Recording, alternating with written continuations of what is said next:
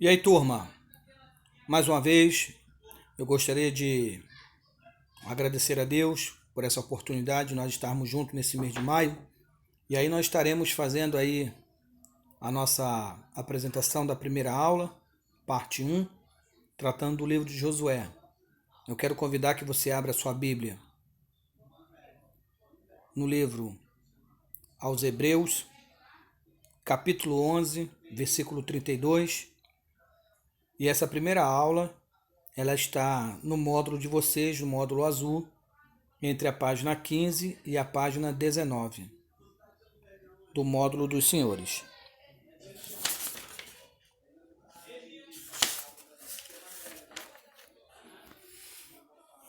Então, vamos fazer a leitura bíblica rapidamente. Hebreus 11:32 que diz: E que mais direi? Faltar-me-ia o tempo, contando de Gideão, e de Baraque, e de Sansão, e de Jefté, e de Davi, e de Samuel, e dos profetas. Apenas somente esse versículo, para que nós pudéssemos iniciar a nossa aula, mostrando aqui no Novo Testamento o nome de alguns personagens dentro do contexto dos livros históricos. Pois bem, nós vamos falar do livro de Josué e quais são os assuntos tratados nesse livro. É um livro de conflitos e conquista, onde nós observamos que Israel ele acaba de sair do deserto e agora está nas fronteiras da terra de Canaã, adentrando na terra prometida. Na liderança está Josué, conduzindo o povo. E aí esse livro aí vai tratar de grandes conflitos e conquista. Qual seria um bom tema? O tema Conquistas e a divisão da terra de Canaã. Esse livro também, nós vamos observar que um tema que predomina ali é os riscos e vitória da fé em Israel. Por que eu digo risco?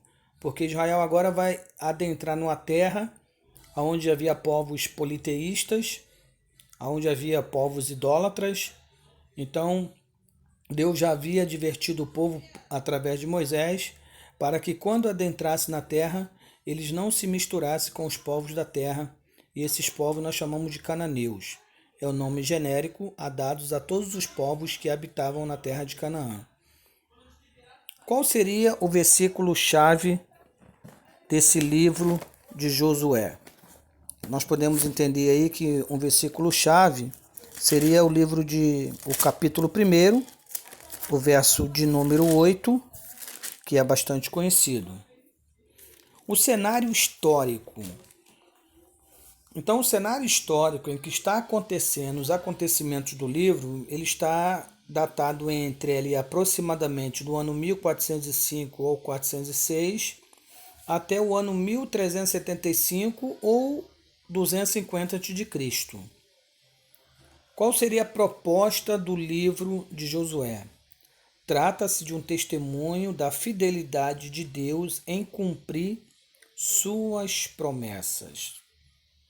Deus havia feito uma promessa já desde a época de Abraão, patriarca Abraão, ao seu povo. Ele havia prometido essa terra de Canaã.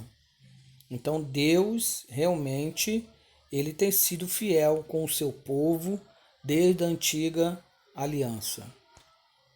No próximo slide, nós tratamos aí do objetivo do livro. Qual será ou seria o objetivo do livro? É preservar a história da conquista de Canaã e a divisão da terra entre as tribos. Demonstrar também à posteridade de Israel a liderança teocrática do Senhor, em vez de recorrer à força humana. Quando nós usamos o termo teocrático ou teocracia, nós estamos querendo enfatizar que é o governo de Deus, é Deus governando através de líderes humanos. Pensamento-chave do livro, possessão, né? Tanto que você vai ler lá nos primeiros versículos do capítulo 1 de Josué, o Senhor vai falar para Josué: aonde colocar a planta dos vossos pés, eu vos-la darei por herança. Então, assim, o pensamento-chave é possessão, tomar posse daquilo, das promessas de Deus para com seu povo. Próximo slide, nós podemos ver aí a condição de Canaã.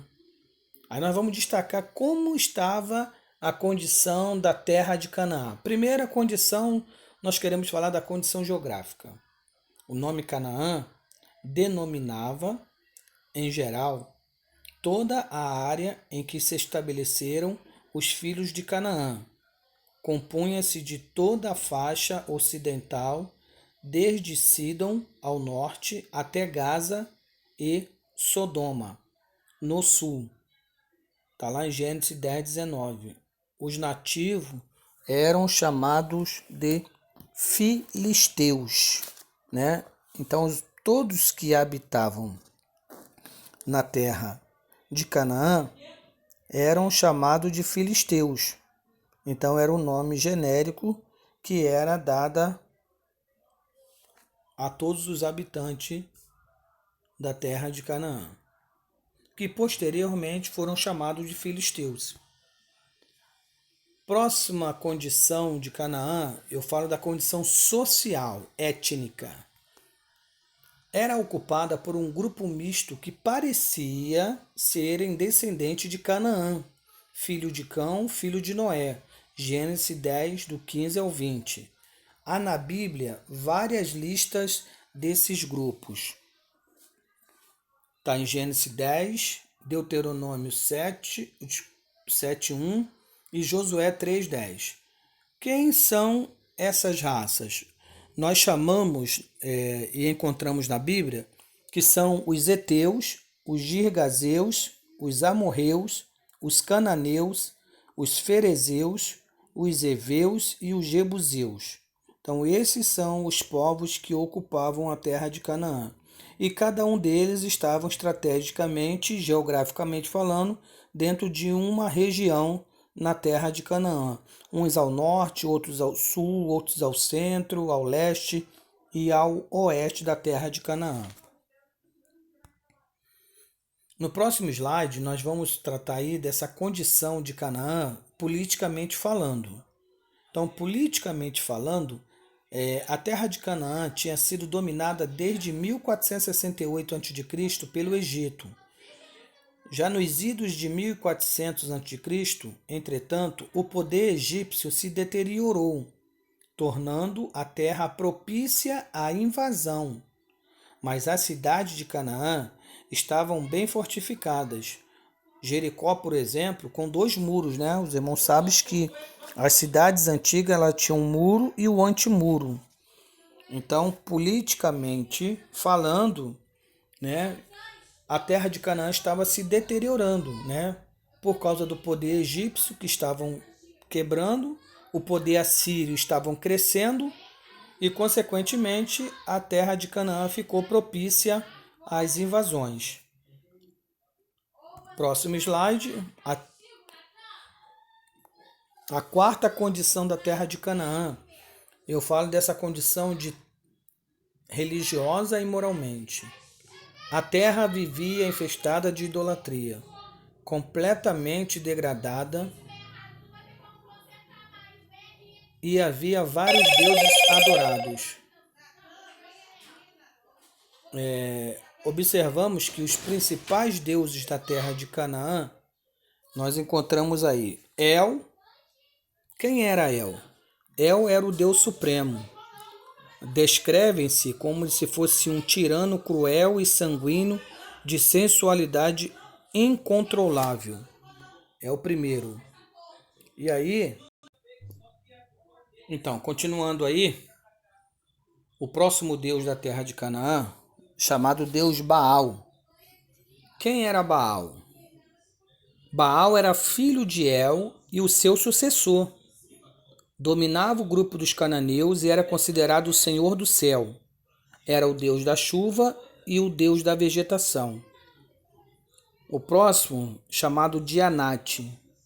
Quem era? Anate era a irmã de Baal.